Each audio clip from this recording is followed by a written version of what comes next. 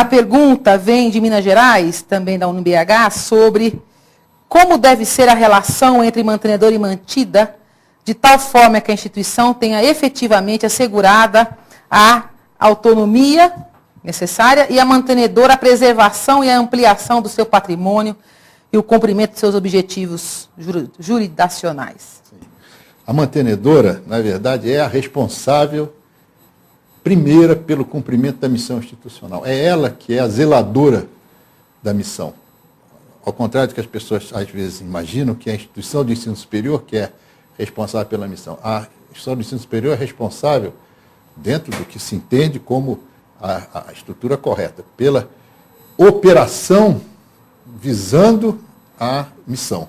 Mas quem controla a missão, quem é responsável, quem zela pela missão é quem instituiu a instituição, quem instituiu a fundação, quem instituiu a organização. Quem instituiu a organização foi a mantenedora. Ela instituiu essa organização com um propósito. Aquele propósito é a responsabilidade dela cuidar. A instituição de ensino superior age, opera em cima daquele propósito definido pela mantenedora. Portanto, cabe à mantenedora zelar por essa missão. Cabe zelar pelo patrimônio e cabe zelar pela correção das contas e correção dos procedimentos. Tudo isso é o papel da mantenedora. E a mantenedora também deve ser, em nossa opinião, a responsável pela discussão final e decisão final sobre planejamento institucional, pela orçamentação e pelas prestações de contas. É claro que isso sempre com caráter geral. A mantenedora não interfere na operação. A mantenedora acompanha, discute e discute políticas com a mantida. A mantida é responsável pela operação.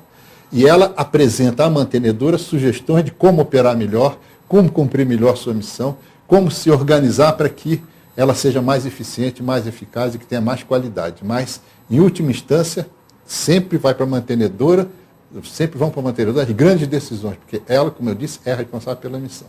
No momento que a mantenedora não interfere na operação da mantida e a mantida respeita o fato de que a mantenedora zela pela missão e zela pelas grandes políticas, a relação entre elas fica muito clara, muito bem definida, e é assim que funciona na maioria dos países onde existe essa distinção entre mantida e mantenedora no mundo todo. Eu queria colaborar com essa discussão, dizendo que nós vamos aprofundar a discussão da relação mantenedora e mantida em dois momentos. No módulo de regimentos e estatutos, que a gente percebe que os ordenamentos institucionais não têm claro o papel da mantenedora e da mantida. Muitas vezes, quando o mantenedor também é dirigente da mantida, isso fica ainda mais difícil. Quando a mantida é separada da mantenedora com clareza, há uma tendência de intersecção e de complexidade dessas relações.